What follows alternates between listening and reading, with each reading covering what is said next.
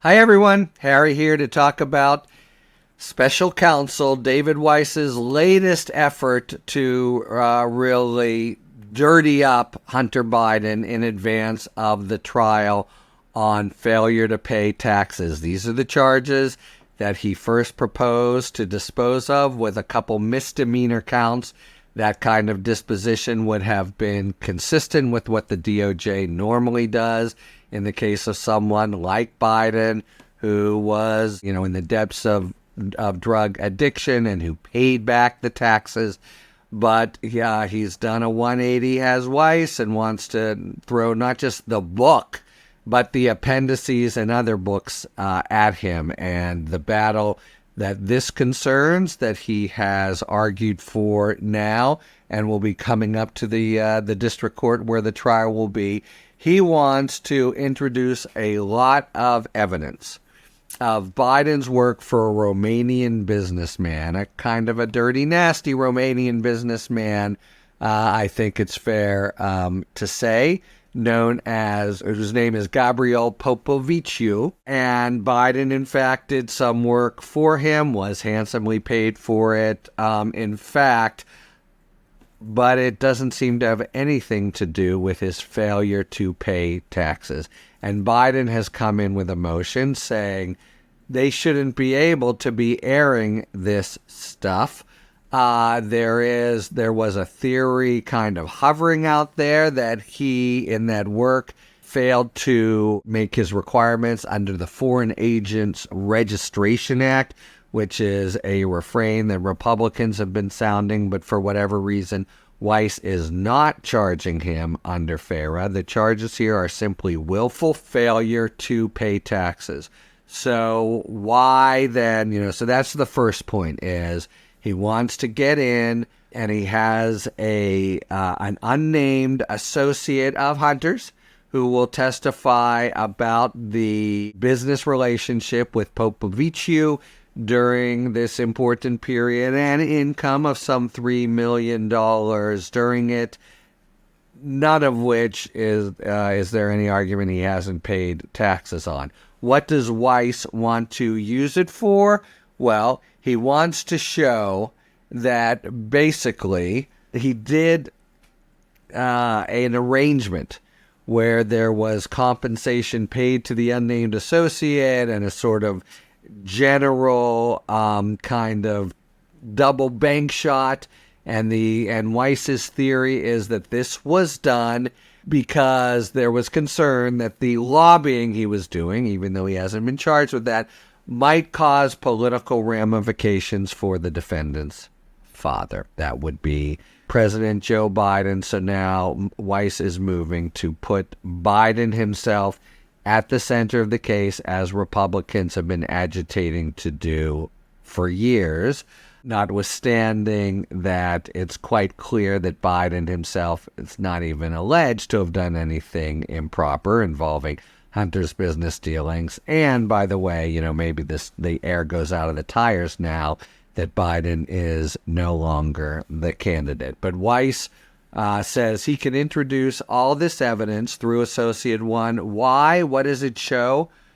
It shows Hunter's intent and state of mind during the period in question here when he wasn't paying taxes. Stop for a second, please, and analyze this with me. It shows his intent and state of mind. So let's say it's all true that Hunter was getting money from Popoviciu and wanted to sort of mask it so it didn't have political blowback on his father, President Biden. What the hell does that have to do with the basic charges here, which are failure to pay income taxes? As best I can see from the papers, it's nothing.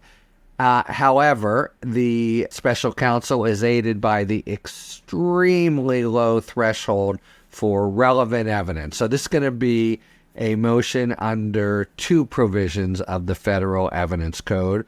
One is what makes evidence relevant, and one is when can relevant evidence be excluded. Relevant evidence is such a low bar.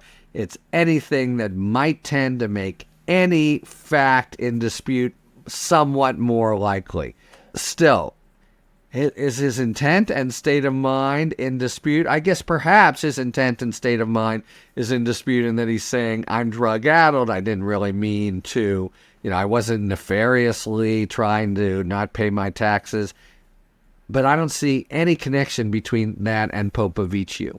And then second, Biden has said, and it strikes me, again, from our limited knowledge, a good basis for application of Rule 403, which says even if it's relevant, if the evidence would tend to be substantially outweighed, whatever its value is, by the risk of unfair prejudice, you exclude it. And here, what Biden is saying, and it strikes me as correct, and maybe as the actual reason they're pushing for this,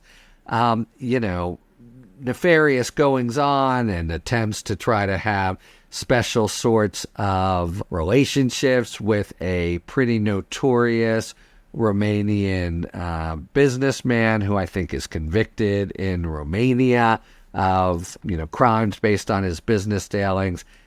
That dirties up Hunter Biden, right? I mean, there's really not much doubt about it. So the question is whether that dirtying up is somehow substantially, whether that risk of dirtying up substantially outweighs the probative value. And I come back again to the core of probative value of what? His intent and state of mind. It seems to me from Weiss's papers, which I reviewed, I don't really see the tie for how this, yes, relevance is a very low bar, but what is exactly the way in which these dealings somehow show his intent and state of mind? It's hard to say. So, I mean, basically, in conclusion, I think we're in a really bad and unfortunate and unfair dynamic for Hunter Biden, where Weiss first disposed of the case, and Republicans hooted and hollered and were extremely upset about it, questioned him in a hard way, and he's just done this 180, and now as Biden's attorney aggressively tries to expose or press him on that, I think there's a natural human impulse, although one that good prosecutors ought to resist, to double down in your justification. And now Biden has become, instead of a, somewhat completely ravaged by drug abuse, who acted badly, illegally, in getting a gun and not paying taxes, but really not in any kind of nefarious way. He's now, is Weiss just really dead set on showing him as some completely corrupt international criminal, and I think the shoe just doesn't fit, but he just doesn't care. So this is the latest. We'll see what the district court does, but there may be a whole mini chapter in Hunter's trial about certainly unsavory, unattractive-looking dealings with a nasty man from Romania that, to me, has next to nothing, very hard to see anyway, the connection to the actual charges here, which is the willful failure to pay income taxes. So the district court, there's going to be a hearing on the 21st. Stay tuned. We'll see what the court does with it. Talk to you later. Thanks for tuning in. If you enjoyed this video and other Talking Feds content, please take a second to like and subscribe. Talk to you later.